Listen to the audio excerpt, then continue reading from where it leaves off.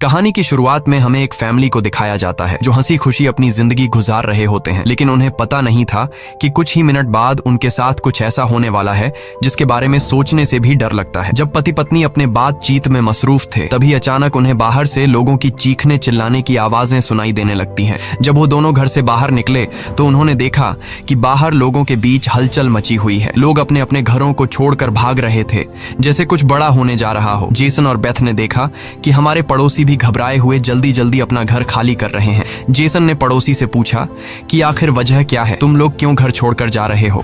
लेकिन वो लोग इतने जल्दी में थे कि उन्होंने जेसन की बात का कोई जवाब नहीं दिया। वहीं उन्होंने देखा कि पड़ोसी का बेटा भी अपना सामान पैक कर रहा है। जेसन ने जब उस बच्चे से पूछा कि तुम लोग कहाँ जा रहे हो, तो उस बच्चे ने जवाब दिया कि मेरे पापा का एक दोस्त गवर्नमेंट ऑफिसर है। उन्होंने कहा कि एक बहुत ही जहरीला वायरस फैल चुका है जो एक नॉर्मल इंसान को मॉन्स्टर में बदल देता है। लेकिन तभी वहाँ उस बच्चे की माँ आ गई और उसे पकड़कर वहाँ से ले जाने लगी। जेसन ने उससे पूछा कि आखिर ये बच्चा किस वायरस की बात कर रहा है, जिस पर इस बच्चे की माँ ने कहा कि अभी बताने का वक्त नहीं है, अपनी वाइफ और बेटी को लो और इस शहर से जितना हो सके दूर निकल जाओ। ये सुनकर जेसन और बेथ बहुत ज्यादा घबरा गए। उसके बाद जेसन बिना सोचे समझे अपनी फैमिली को गाड़ी में बिठाकर शहर से बाहर ले जाने लगता है। मगर रास्ते में उन्होंने देखा कि जो पड़ोसी भाग रहे थे वो वापस लौट रहे हैं। ये देखकर उन्हें और भी अजीब लगने लगा। आगे जाकर ये लोग ट्रैफिक में फंस जाते हैं। जब जेसन और उसकी फैमिली गाड़ी से बाहर उतरे तो उन्होंने देखा कि शहर से बाहर निकलने वाला अकेला रास्ता पुलिस ने बंद कर दिया है। आसमान में यहाँ वहाँ हेलीकॉप्टर्स पहरा देने लगे। लोगों को बताया जाने लगा कि शहर में एक जहरीला वायरस फैल गया है और तुम लोगों को जल्दी से घर वापस लौटना चाहिए। ये बात सुनकर जेसन को कुछ अजीब लगा कि जब शहर में वायरस फैल गया है तो लोगों को शहर से बाहर निकालने के बजाय उन्हें शहर में ही क्यों रहने को कहा जा रहा है। तभी अचानक पास की पहाड़ से एक बड़ा सा पत्थर उनके कार पर आ गिरा। ये देखकर वो लोग बहुत ज्यादा घबरा गए। पहाड़ हिलने लगा। तभी उस पहाड़ के पीछे से दो मिलिट्री के फाइटर जेट्स निकलकर शहर की तरफ बढ़े। वो दो फाइटर जेट्स पूरे शहर पर बमों की बारिश करने लगे, जिससे पूरा शहर राख में बदल गया। जेसन की वाइफ बेथ को फौरन समझ आ गया कि अगर वो पुलिस की बात मानकर घर लौट जाते तो उनका अंजाम बहुत बुरा होने वाला था। उसके बाद वो फाइटर जेट्स सड़क पर मौजूद लोगों की तरफ बढ़ने लगे। ये देखकर सभी लोगों में हलचल मच गई। अब सबको समझ आया कि गवर्नमेंट उन्हें मारना चाहती है। सभी अपनी जान बचाने के लिए यहाँ वहाँ भागने लगे, पर जेसन और बेथ को समझ आया कि वो कहीं भी भाग लें, वो फाइटर जेट्स उन्हें मारकर ही रहेंगे। तभी बेथ ने पीछे मुड़कर पहाड़ पर एक स्कूल देखा और उसे लगा कि बचने के लिए वो जगह बेहतर रहेगी। जिसके बाद जेसन बेथ और जोई को लेकर स्कूल की तरफ पहाड़ पर चढ़ने लगे। पीछे ब्रिज पर मौजूद लोगों पर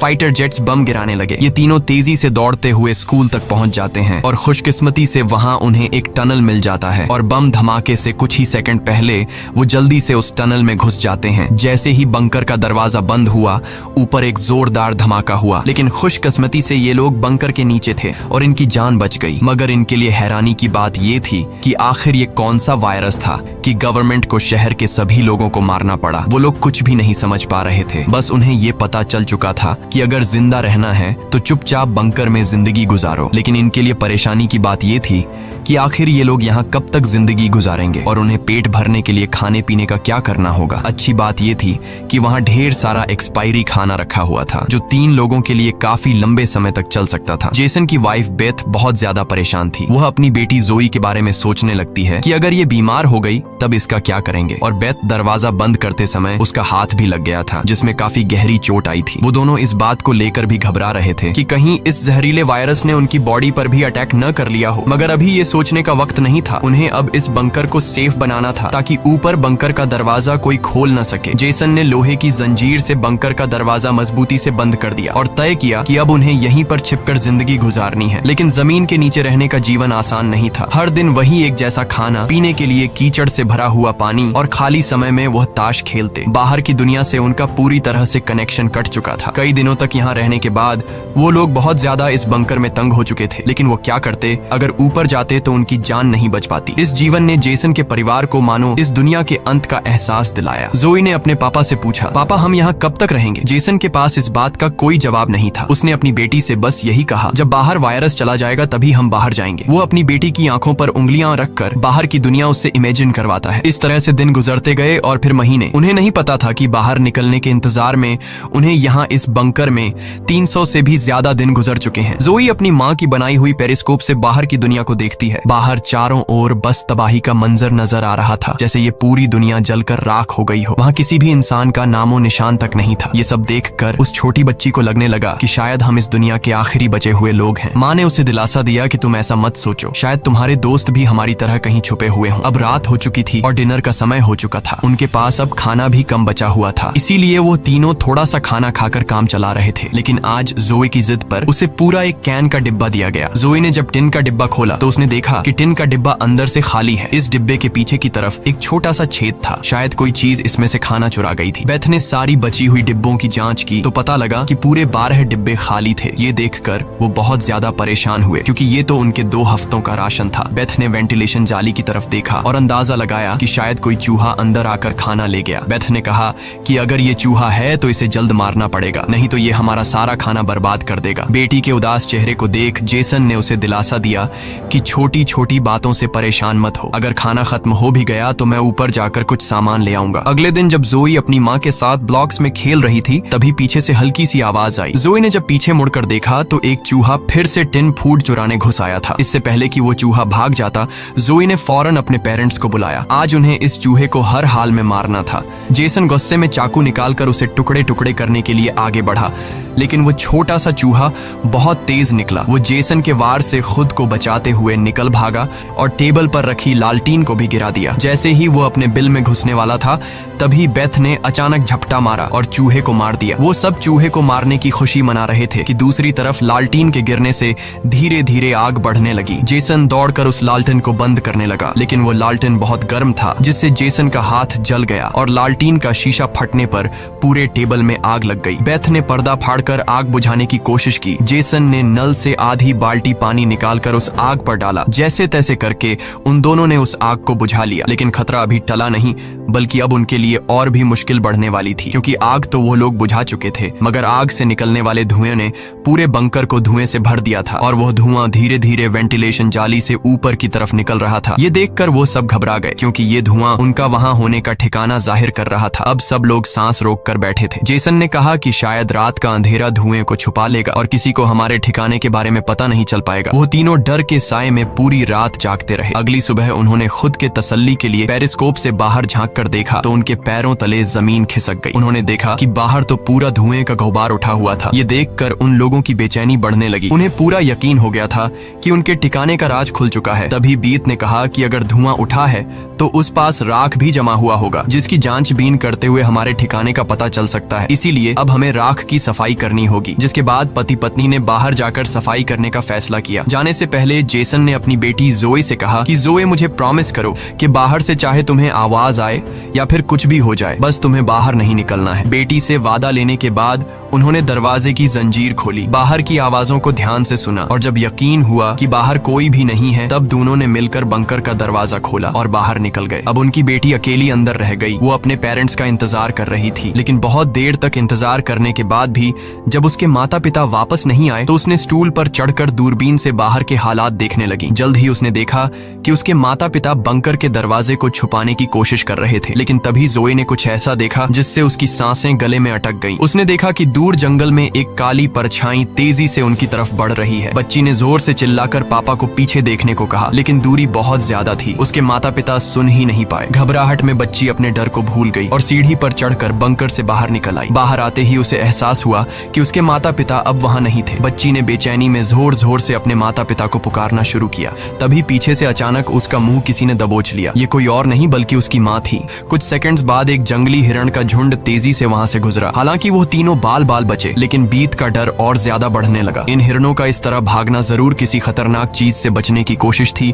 सबको खतरे का अंदाजा हुआ और वो तेजी से वापस बंकर की तरफ भागे और बंकर के अंदर घुस गए। जेसन ने लकड़ी की पट्टियों से बंकर का दरवाजा बंद किया और लोहे की जंजीर से उसे कसकर बांध लिया और सबको बिल्कुल खामोश रहने का कहा। तभी उन्होंने ऊपर से कदमों की धीमी आहट सुनी। ऐसा लग रहा था कि जैसे कोई बंकर के दरवाजे की तरफ आ रहा हो। वो कई मिनटों तक लगातार बंकर के ऊपर इधर उधर घूम रहा था। ये तीनों आहिस्ता कदमों से बंकर के दरवाजे से हटकर आगे की तरफ जाने लगे और शायद अब तक ऊपर जो भी था उसे भनक नहीं लगी थी कि नीचे बंकर में कोई है। डर के मारे जोए रोने लगी। बीत उसे चुप कराती है और कहती है कि अगर आवाज बाहर तक गई तो सब खत्म हो जाए। जाएगा। वो तीनों धीरे धीरे बंकर के दरवाजे से काफी आगे बढ़ चुके थे। वो बंकर के दरवाजे से इसलिए आगे बढ़ रहे थे कि अगर कोई ऊपर से बंकर का दरवाजा खोल भी दे तो नीचे उसे हम नजर नहीं आए। लेकिन तभी जोई ने जो गुड़िया हाथ में उठाई थी उसकी रस्सी एक स्क्रू में फंस गई। वह स्क्रू धीरे धीरे ढीला होने लगा। ये देखकर जेसन और बीत की सांसें अटक गई, क्योंकि वह रस्सी गुड़िया में लगी आवाज के स्विच से जुड़ी थी। इससे पहले कि वह कुछ कर पाते, वह स्क्रू एक झटके से निकल गया और उसी पल तेजी से गुड़िया के अंदर से आवाजें आने लगी। जेसन ने फौरन उस गुड़िया को चीर डाला और उसके अंदर स्पीकर को तोड़ दिया। लेकिन अब बहुत देर हो चुकी थी। ऊपर जो चीज उनका पीछा कर रही थी उससे उनकी भनक लग चुकी थी। अचानक ऊपर से जोर की टक्कर की आवाज आई